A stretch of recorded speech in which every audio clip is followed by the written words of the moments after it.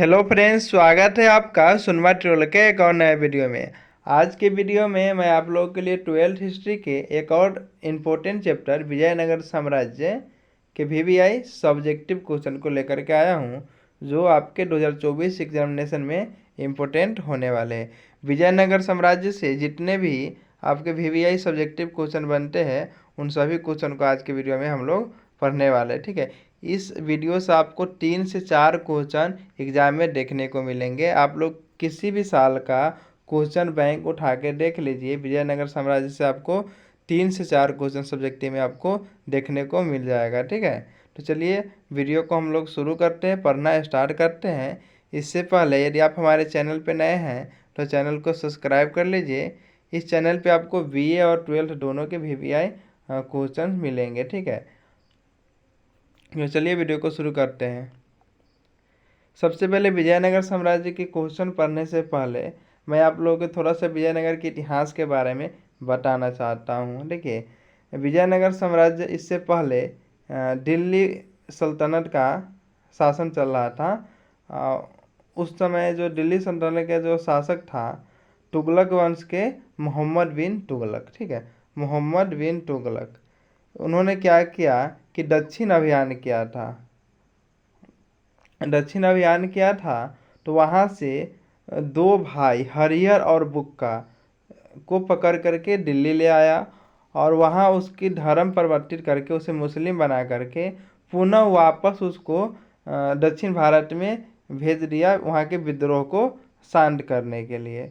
ठीक है, किंतु वहाँ पर वो जाने के बाद हरिहर और बुक्का एक गुरु विद्यारण के आशीर्वाद से वह फिर से हिंदू बन जाता है और विजयनगर साम्राज्य की स्थापना करता है, जो कि पूर्ण रूप से हिंदू राजवंश था विजयनगर साम्राज्य। ठीक है, तो ये है विजयनगर के पीछे का इतिहास। तो अब हम लोग इसके क्वेश्चन को पढ़ने वाले हैं।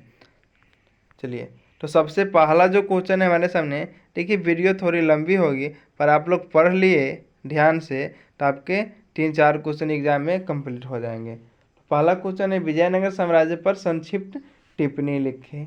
देखिए, विजयनगर का शाब्दिक अर्थ जीत का शहर होता है। विजयनगर साम्राज्य की स्थापना 1336 ईस्वी में हरिहर और बुक्का नामक दो भाइयों ने मिलकर विद्यारण संत से आशीर्वाद प्राप्त कर विजयनगर साम्राज्य की स्थापना किया था। देखिए, आपसे ऑब्जेक्टिव में पूछा जाएगा विजयनगर साम्राज्य की स्थापना कब हुई थी, तो 1336 में। किसने किया था? तो हरिहर और बुक्का ने। तो यहाँ पर कह रहा है कि विजयनगर साम्राज्य के शाब्दिक मतलब क्या होता है? जीत का शहर। ठीक है, और विजयनगर की स्थापना जो है 1336 में हरिहर और बुक्का नामक दो भाइयों ने किया था, गुरु विद्यारण के आशीर्वाद से। ठीक है, चलिए आगे कहता है, और अपने पिता संगम के नाम पर अपने राजवंश का नाम संगम रखा। विजयनगर साम्राज्य की राजधानी हम्पी थी, राजधानी भी याद रखेंगे। विजयनगर तुंगभद्रा नदी के तट पर बसाया गया था। विजयनगर साम्राज्य की राजकीय भाषा तेलुगु थी। ठीक है, विजयनगर साम्राज्य पर संगम वंश, सालू वंश, टुल्लू वंश, आरवीडू वंश, ठीक है, आरवीडू वंश ने शासन किया। तो क्या कह रहा है कि विजयनगर जो है कहाँ बसा हुआ था? तुंगभद्रा और कृष्णा नदी के द्वाब पे बसा हुआ था। ठीक है, और इस विजयनगर जो साम्राज्य है, इस पे 4 वंशों ने शासन किया है। संगम वंश, सुलु वंश, टुल्लु वंश और आरवीडू वंश। ठीक है, इस बात को आप लोग ध्यान में रखेंगे। आपसे एग्जाम में पूछ देता है कि कृष्णदेव राय किस वंश के थे, तो टुल्लु वंश के। विजयनगर साम्राज्य पर कितने वंशों ने शासन किया था, ये सभी पूछा जाता है। ठीक है, चलिए अगला जो इम्पोर्टेंट क्वेश्चन है, बहुत वीवीआई क्वेश्चन है, ये कृष्णदेव राय की उपलब्धियों का वर्णन करें। ठीक है, यह क्वेश्चन आपसे 5 नंबर में डायरेक्टली पूछे जाएंगे, तो आप लोग इसको ध्यान से पढ़ेंगे। ठीक है, कृष्णदेव राय के बारे में। कृष्णदेव राय विजयनगर और टुल्लु वंश का सबसे महान शासक था, जिसका शासनकाल 1509 से 1529 के बीच रहा। विजयनगर की लगभग सभी उपलब्धियां इन्हीं के नाम से जुड़ी हुई है। सॉरी दोस्तों, थोड़ा सा तबीयत खराब है ना, इस वजह से बोलने में मेरी आवाज़ भी थोड़ा सा भारी आ रही होगी, पर आप लोग समझने की कोशिश कीजिएगा। देखिए, विजयनगर, कृष्णदेव राय विजयनगर और टुल्लू वंश का क्या था, सबसे महान शासक था। और उनका जो शासनकाल है 1509 से 1529 के बीच रहा था। ठीक है। और विजयनगर की लगभग सभी उपलब्धियां इन्हीं से जुड़ी हुई है, जो हम आगे पढ़ने भी वाले हैं। ठीक है। यह स्वयं, देखिए, यह स्वयं एक महान विद्वान है ना, और कला एवं विद्या के पोषक थे। कौन? कृष्णदेव राय। इन्होंने तेलुगु राजनीतिक पर दो पुस्तक, अमुक्त मलयादा और जाम जमवंती कल्याणम की रचना किया है। ठीक है। इन्होंने तेलुगु राजनीतिक पर तेलुगु भाषा में ही अमुक्त मलयादा और जामवंती कल्याणम की रचना किया है। इस बात को ध्यान रखेंगे, वीवीआई पॉइंट है, ऑब्जेक्टिव में पूछा जाता है। इसका काल तेलुगु साहित्य का उन्नति का काल था। उनके दरबार में तेलुगु भाषा के 8 महान विद्वान, जिसे अष्टदिग्गज भी कहते हैं, निवास करते थे। आगे हम लोग करेंगे। देखिए, जिसमें सबसे प्रधान अलसानी और पेडना था। ठीक है। तेलानी राम भी इन्हीं के दरबार में निवास करते थे। कृष्णदेव राय ने अपने आप को, है ना, अपने आप को यहाँ पे होगा आंध्र भोज की उपाधि, हाँ, कृष्णदेव राय ने आंध्र भोज की उपाधि धारण किया था, यानी अपने आप को क्या कहता था? आंध्र भोज कहता था। जिन्होंने जनता की कल्याण के लिए तथा कृषि की उन्नति के लिए अनेक शहर जैसे नागलपुर और सिंचाई के लिए नहरों का निर्माण कराया। अपने शासनकाल में इन्होंने विवाह कर जैसी अलोकप्रिय करों को भी समाप्त कर दिया। इसके अलावा इन्होंने, देखिए, विट्ठल स्वामी, हजारा मंदिर, पंपा देवी मंदिर, है ना, का निर्माण कराया। पुर्तगाली यात्री बारबोस कृष्णदेव राय के काल में ही विजयनगर आया था, जिसने विजयनगर के विशालता की व्याख्या करते हुए कहा कि यह रोम के समान ही वैभवशाली और विश्व का सर्वोत्तम नगर है। ठीक है। तो ये कृष्णदेव राय के बारे में आपसे 5 नंबर से पूछा जाएगा। कृष्णदेव राय किस वंश का था? तो टुल्लू वंश के था। इनका शासनकाल आप लोग याद रखेंगे 1509 से 1529। और विजयनगर के सभी उपलब्धियां इनके नाम है। लगभग ज़्यादा से ज़्यादा काम इन्होंने ही किया है। और एक खुद एक पढ़े लिखे व्यक्ति थे, और तेलुगु भाषा में, है ना, तेलुगु राजनीति पर इन्होंने अमुक्त मलयादा और जामवंती कल्याणम की भी रचना किया है। ठीक है। और इनके दरबार में अष्टदिग्गज रहते थे। ठीक है। और उसमें सबसे जो प्रमुख थे अलसानी और पेडना थे, और तेलानी राम भी इनके ही दरबार में निवास करते थे। ये जो थे कृष्णदेव राय, अपने आप को आंध्र भोज की उपाधि से नवाजा था। ठीक है। इसके अलावा इन्होंने नागलपुर शहर की स्थापना किया था। इसके अलावा सिंचाई के लिए इन्होंने कई नहरों का भी निर्माण कराया था। और इसके काल में एक विवाह कर था, जो अलोकप्रिय कर था, उसको भी समाप्त कर दिया था। इसके अलावा इन्होंने विट्ठल स्वामी, हजारा मंदिर, है ना, इन सब की क्या क्या था, मतलब बनवाया था। और इसी के काल में बारबोस जो पुर्तगाली यात्री था, वो विजयनगर आया था, जिसने विजयनगर की व्याख्या बहुत अच्छे स्वर में किया है। ठीक है। चलिए, इस बात को आप लोग ध्यान में रखेंगे। अगला जो क्वेश्चन है, ये भी वीवीआई है, 2 नंबर का क्वेश्चन है, आपसे पूछा जाएगा एग्जाम में। ठीक है, कि हम्पी पर टिप्पणी लिखिए। आप लोग क्वेश्चन बैंक उठा के देखिएगा, 10 साल में से आपको 7 बार एक क्वेश्चन मिल जाएगा। ठीक है। देखिए, विजयनगर जो हम्पी जो विजयनगर साम्राज्य की राजधानी और कर्नाटक का एक प्रमुख शहर है। ठीक है। विजयनगर के राजधानी होने के कारण मध्यकाल में यहाँ पर स्थापत्य कला का खूब विकास हुआ। इसके बारे में विस्तृत चर्चा अंग्रेज सर्वेक्षक कॉलिन मैकेंजी ने किया है हम्पी के बारे में। यह नगर कृष्णा और तुंगभद्रा नदी के बीच बसा हुआ था, है ना, जो उस समय के सर्वाधिक उपजाऊ क्षेत्र था। ठीक है। अब देखिए क्या था कि जो हम्पी था ना, जो कृष्ण विजयनगर की राजधानी, ये तुंगभद्रा और कृष्णा नदी के द्वाब पे बसा था। द्वाब के मतलब समझते हैं? इसे ये 2 नदी है, तो यहाँ पे बसा हुआ था, है ना। तो इससे क्या यहाँ पे पानी की कोई दिक्कत नहीं होती थी, है ना। यहाँ पर कृषि अच्छी होती थी। ठीक है, चलिए। जो उस समय के सर्वाधिक उपजाऊ क्षेत्र था, ऐसा इसमें भी लिखा हुआ है। और वानर राजा बाली, है ना, इस क्षेत्र में ही निवास करते थे, क्योंकि कृष्णकंधा पर्वत जो बाली की राजधानी थी तुंगभद्रा नदी के किनारे बसा हुआ था। यहाँ के प्रमुख इमारत महानवी डिब्बा, कमल महल और विट्ठल स्वामी मंदिर और रथ मंदिर है।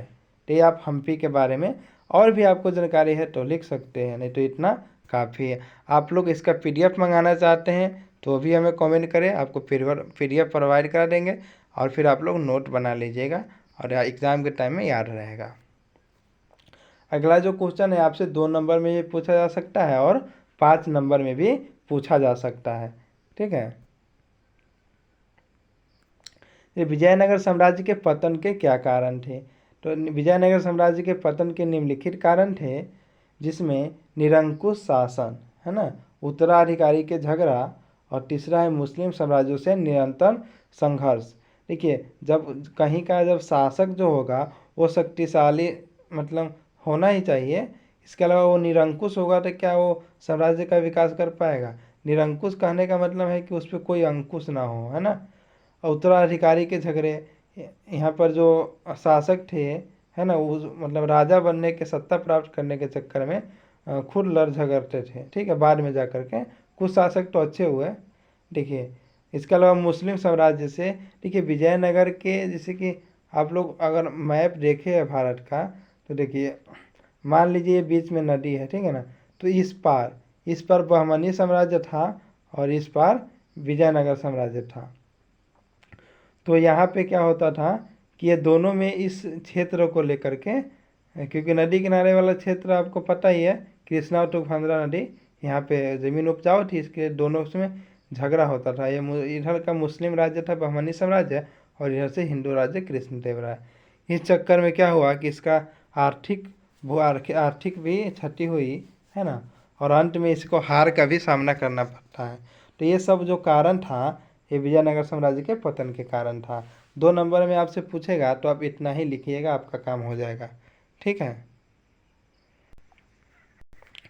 चलिए अब इसको यदि आपसे 5 नंबर में पूछे तो आपको इतना लिखने के बाद इन सभी पॉइंटों को आपको डील करना पड़ेगा, जैसे हमने किया है इसमें। देख लीजिए आप, पहला जो कारण था हमारा निरंकुश शासन, है ना। देखिए, विजयनगर के शासक निरंकुश थे, अर्थात ऐसा व्यक्ति जिस पर कोई प्रतिबंध ना हो, है ना, मनमानी आचरण करने वाला व्यक्ति, किसी के बस में ना रहने वाला व्यक्ति, इस तरह के व्यक्ति को हम लोग क्या कहते हैं, निरंकुश कहते हैं। ठीक है, तो यहाँ के जो शासक थे निरंकुश थे। ठीक है, किसी और देखिए, राज्य की सभी शक्तियाँ भी इन्हीं के हाथों में होती थी और एक किसी कोई मंत्रिमंडल ये सब ऐसा कुछ नहीं था यहाँ पे। ठीक है, जो पतन का कारण बना। ठीक है, अगला जो पॉइंट है हमारा दूसरा है, उसको कैसे डील करेंगे। देखिए, उत्तराधिकारी के झगड़े। देखिए, उत्तराधिकारी अयोग्य प्रवृत्ति के थे, सब नहीं। जैसे कि देखिए, हरिहर बुक्का, देवराय प्रथम, द्वितीय, ये सब अच्छे शासक हुए। कृष्णदेव राय सबसे महान शासक हुए। बाबर ने भी इसकी तारीफ किया है अपने पुस्तक बाबरनामा में। तो ऐसा नहीं कि सब, लेकिन और, है ना। और इनके बीच राज सत्ता को लेकर के नियंत्रण लड़ाई झगड़ा होते रहते थे। किनके बीच, उत्तराधिकारी के बीच। इस वजह से साम्राज्य में अशांति बनी रहती थी। राज्य दरबार संयंत्र का केंद्र बिंदु बन गया था, जो इस साम्राज्य के पतन के कारण बना। आप लोग नोट कर लीजिएगा। अगला जो हमारा पॉइंट था कि मुस्लिम साम्राज्य से निरंतर संघर्ष। बहमनी साम्राज्य व मुस्लिम अन्य मुस्लिम राज्यों से संघर्ष में राज्य की शक्ति कमजोर पड़ गई। युद्ध में व्यस्त रहने के कारण प्रशासन की ओर विशेष ध्यान नहीं दिया गया और इसमें आर्थिक क्षति भी बहुत ज़्यादा हो गई। अंत में टालीकोटा के युद्ध में विजयनगर साम्राज्य का अंत हो गया। तो ये आपके विजयनगर साम्राज्य के पतन के कारण है। ठीक है, चलिए अगला मोस्ट वीवीआई क्वेश्चन, अयंगर व्यवस्था। ठीक है ना, मोस्ट वीवीआई क्वेश्चन है, आप लोग ध्यान रखेंगे। अयंगर व्यवस्था से आप क्या समझते हैं। इसको मैं बहुत आसान भाषा में लिख करके लाया हूँ, खुद से अब भी लिखा हूँ। इस क्वेश्चन को मैंने सबसे अंत में इसको ऐड किया हूँ। देखिए, विजयनगर साम्राज्य में प्रशासन को सुचारू रूप से चलाने के लिए प्रत्येक ग्राम को एक स्वतंत्र इकाई के रूप में गठित किया गया था। कहने का मतलब देखिए, जिस तरह से अभी है ना, हमारा पहले देश आता है, फिर राज्य आता है, राज्य का अलग प्रशासन होता है ना, उस तरह जिला का अलग होता है, फिर क्या कहते हैं प्रखंड का मतलब पंचायत का अलग होता है ना, ब्लॉक का अलग होता है ना। उसी तरह से इस समय भी सभी जो राज्यों को है ना, यानी बलनाडु को बलनाडु में, नाडु को नाडु में, है ना, इस तरह से बांट दिया गया था। उस समय इस तरह से होता था।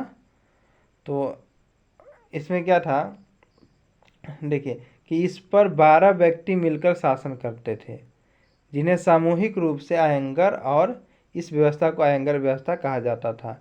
इसके पद अनुवांशिक होते थे और इन्हें वेतन के बदले भूमि दी जाती थी। चलिए एक बार और इसको समझेंगे हम लोग। देखिए विजयनगर साम्राज्य में प्रशासन को सुचारू रूप से चलाने के लिए प्रत्येक ग्राम को एक स्वतंत्र इकाई के रूप में संगठित किया गया था, और इस पे 12 व्यक्ति मिलकर शासन करते थे, है ना।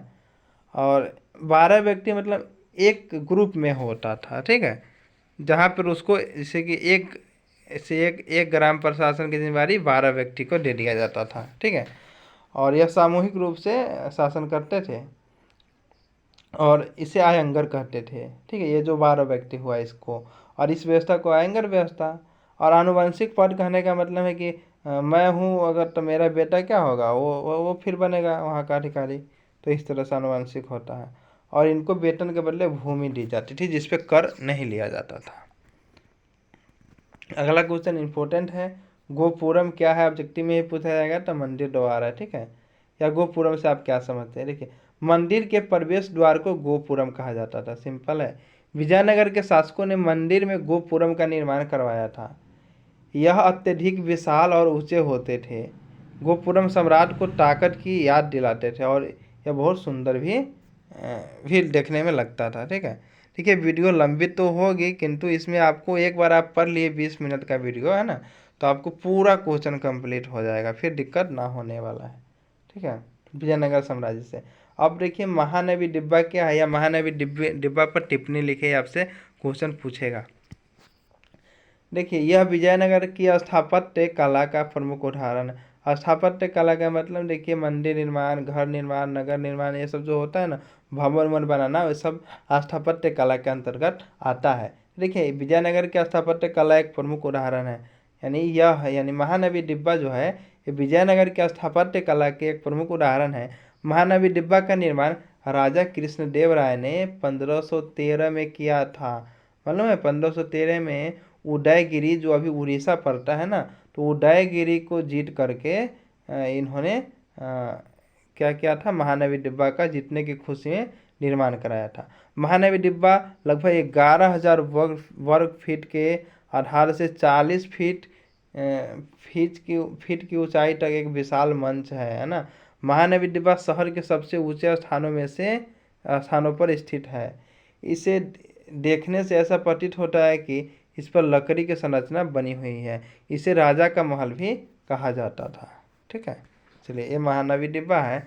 और साथ ही साथ आपसे कमल महल के बारे में भी पूछ सकता है कि कमल महल से आप क्या जानते हैं, या कमल महल के बारे में टिप्पणी लिखे। देखिए कमल महल विजयनगर की एक सुंदर इमारत है। इस महल की ऊपरी संरचना कमल की तरह दिखती है, आप लोग गूगल पे देख लीजिएगा। इसलिए 19वीं सदी में अंग्रेजी यात्रियों ने इसका नामकरण कमल महल किया है। इसे चिंतरांगनी महल भी कहा जाता है। इस महल का उपयोग संभवतः एक परिसदन के रूप में होता था, जहां राजा अपने परामर्शदाताओं से मिलता था।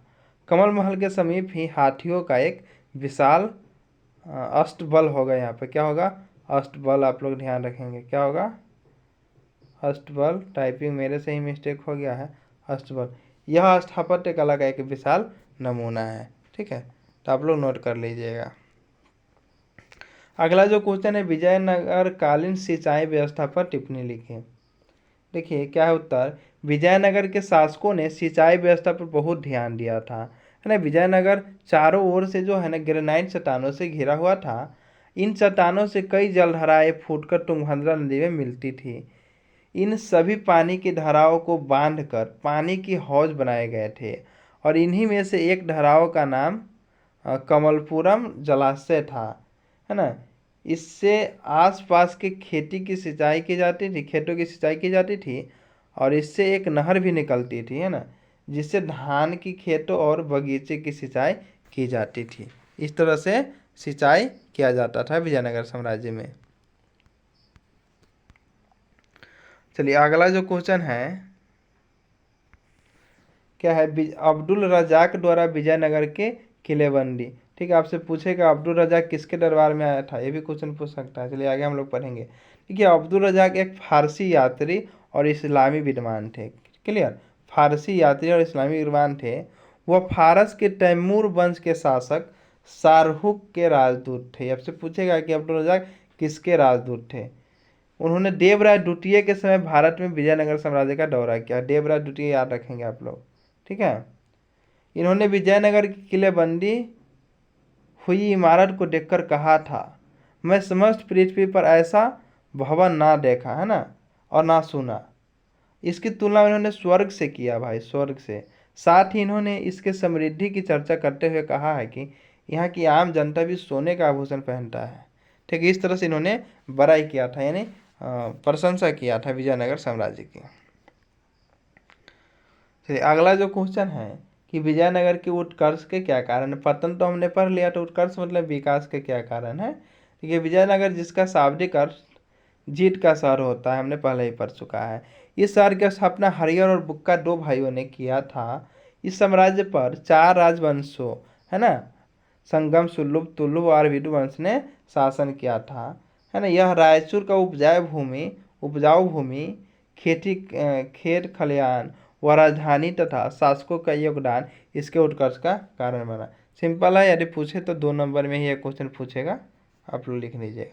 चलिए ये लास्ट क्वेश्चन है। वीडियो बहुत लंबी हो गई होगी। अभी तक आप वीडियो देख रहे हैं तो धन्यवाद। आप हमारे चैनल को सब्सक्राइब करके रखिए, आपको सभी चैप्टर का क्वेश्चन मैं कराऊंगा। ठीक है, जो व्यक्ति इस वीडियो को देख लेगा उनको कभी दिक्कत नहीं होगा, अगर आप लोग ध्यान से इसको पढ़ लीजिएगा तो। ठीक है, विजयनगर के शासकों ने आस्था, पहले क्वेश्चन क्या है, विजयनगर साम्राज्य की स्थापत्य कला। अच्छा, स्थापत्य कला इंपॉर्टेंट क्वेश्चन है, VVI इसको भी लगा लीजिएगा। ठीक है, चलिए अंत में मैं आपको इस सभी क्वेश्चन में से जो ज़्यादा इंपॉर्टेंट है वो भी मैं बता दूंगा। देखिए, विजयनगर के शासकों ने स्थापत्य कला में दक्षिण भारत में बेशुमार नमूना छोड़ा है। दक्षिण भारत में मंदिर निर्माण शैली का विकास विजयनगर के शासकों के काल में ही हुआ था। ठीक है, जो दक्षिण भारत है ना, यहाँ पे जो स्थापत्य कला का विकास जितने भी हुए हैं, आज भी इसके बहुत सारे प्रमाण देखने को मिलता है। ये सब कहाँ, विजयनगर के समय में ही हुआ है। मंदिर निर्माण शैली का सर्वोत्कृष्ट उदाहरण में देवराय द्वितीय द्वारा निर्मित हजारा मंदिर और कृष्णदेव राय द्वारा निर्मित विट्ठल स्वामी का मंदिर है। ठीक है, विजयनगर में गोपुरम और मंदिरों के स्तंभों के अलंकार पर विशेष रूप से ध्यान दिया गया है। विजयनगर स्थापत्य शैली की मूर्तियाँ और स्तंभ, देखिए हम लोग कहाँ पे थे, यहाँ पे कि विजयनगर में गोपुरम और मंदिरों के स्तंभों के अलंकार पर विशेष रूप से ध्यान दिया गया है। विजयनगर स्थापत्य शैली की मूर्तियाँ और स्तंभ एक ही पत्थर को काटकर निर्मित की जाती थी, समझ रहे, इसीलिए इतनी सुंदर दिखती थी। इसमें कांचीपुरम का मंदिर था तथा रामेश्वर के मंदिर अपने सुंदर गोपुरम के लिए अत्यंत प्रसिद्ध है। गोपुरम वही मंदिर द्वार। देखिए क्या होता था, एक पत्थर को, बड़े बड़े पत्थर लगाए जाते थे, है ना, और उस पत्थर को, अभी तो हम लोग घर बनता है हम लोगों का, तो क्या होता है कि ईंट जोड़ करके मसाला लगता था, है ना, डिजाइन बनता है अलग से पेंट से, है ना। लेकिन उस समय ऐसा नहीं था, जो भी डिजाइन बनाया जाता था वो पत्थर को ही काट काट करके, और जिस पत्थर से बनाया जाता था उसी पत्थर की दीवार में काट काट के, खोद खोद के कुछ लिखा जाता था या कोई डिजाइन बनाया जाता। अगर VVI क्वेश्चन की बात करें इन सभी में से, तो आपको याद रखिएगा, एक एक क्वेश्चन आप लोग टिक लगा लीजिए, है ना, विजयनगर साम्राज्य का स्थापत्य कला। इसके अलावा आप लोग, हाँ, एक कमल महल और महाडिब्बा, कमल महल और महाडिब्बा ये दोनों VVI है। चलिए, और गोपुरम क्या है, ये आपसे ऑब्जेक्टिव में ही पूछता है आमतौर पे। ये है तो VVI कर, इतना भारी क्वेश्चन नहीं है, मंदिर द्वार होता है। ठीक है, हाँ, अयंगर व्यवस्था VVI। ठीक है, इसके अलावा आप लोग हम्पी पर टिप्पणी लिखे, VVI है। और कृष्णदेव राय 5 नंबर में भूल भी आई है। ठीक है, तो ये इन क्वेश्चन को आप लोग अच्छे से पढ़ लीजिएगा। ठीक है, चलिए अगला आप लोग कमेंट करके बताइएगा कि किस चैप्टर का वीडियो चाहिए। वैसे मैं सोच रहा हूँ कि मुगल का या भक्ति काल का वीडियो कल लेकर के आओ। चलिए मिलते हैं नेक्स्ट वीडियो में। Thanks for watching this video.